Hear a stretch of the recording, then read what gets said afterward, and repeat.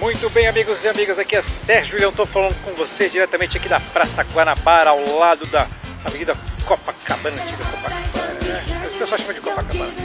Aqui em Atibaia, no bairro de Cerejeiras.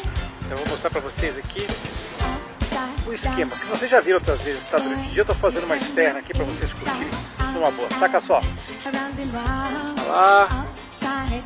Aqui é uma pista de caminhada, né, que dá a volta na praça toda. É uma praça simples que ainda está em formação, né? As árvores ali estão crescendo, as crianças brincando ali no campo de areia, o pessoal jogando vôlei lá também na quadra de areia ali, né? Ali a Avenida Copacabana ali em cima. Demorou? Pra piscar ali. Ali atrás da árvore tem o pessoal do trailer ali, o pessoal da Churros. Exatamente. E também tem barzinhos ali de cachorro quente também, né, hamburguerias. Tem mais um trailer ali também que vende hambúrguer também, a cervejinha, refrigerante. E eu tô aqui embaixo da uma árvore bacana aqui, tá? Curtindo aqui, fazendo essa externa para vocês. Espero que fique bem, né? Então tá, mas eu tô aqui, né? Todos vocês tenham um ótimo domingo,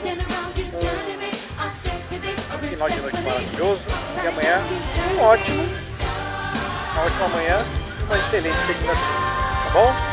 Sérgio William, diretamente de Atibaia, São Paulo, Brasil, para todos vocês aí no mundo.